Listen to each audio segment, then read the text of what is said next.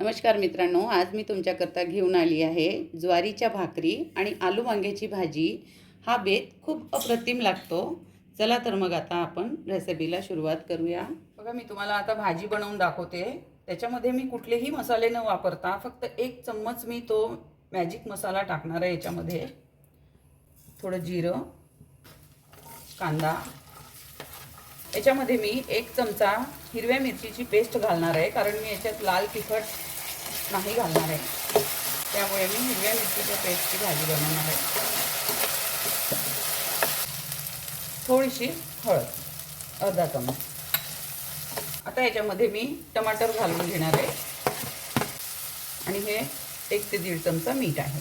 आता याच्यामध्ये मी आलू वांगे घालून घेणार आहे।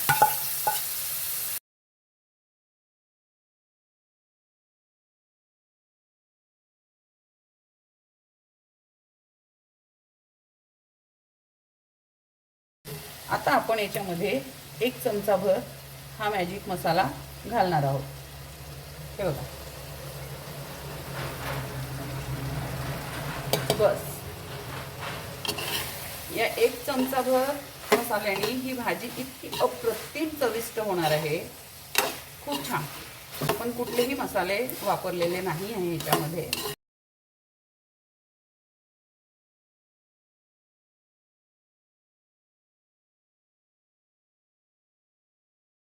याच्यामध्ये मी थोडं गरम पाणी घालणार आहे। गरम पाणीच घालायचं, कधीही भाजीला चव जशीची तशीच राहते।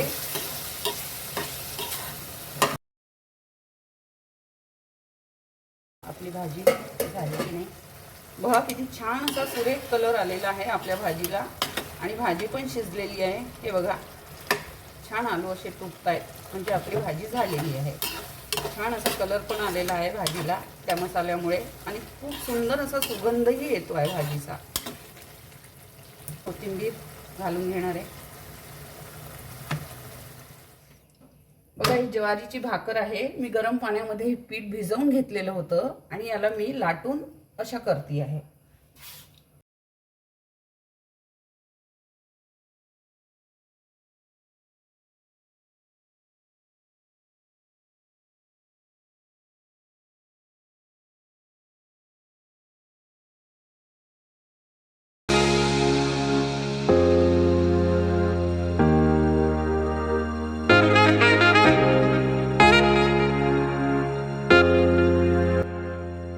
आजची आपली ही आलू वांग्याची भाजी आणि ज्वारीच्या भाकरीची रेसिपी, त्याच्यासोबत कांदा मिरची तुम्हाला जे आवडते तुम्ही खाऊ शकता। आणि हा बेत इतका अप्रतिम लागतो ना, गरम गरम भाजी आणि गरम गरम भाकरी, खूप छान। आणि मी याच्यामध्ये जो घरी मॅजिक मसाला बनवला त्यापासून मी 1 चम्मच टाकला फक्त याच्यामध्ये। अप्रतिम चव आली आहे या भाजीला, खूप छान। तर तुम्ही पण बनवा या पद्धतीने आणि मला कमेंट करून नक्की सांगा कशी वाटली। माझ्या चॅनलवर नवीन आहात तर माझ्या चॅनलला सबस्क्राईब करा, लाईक करा, शेअर करा, कमेंट करा। आपलं खूप खूप धन्यवाद।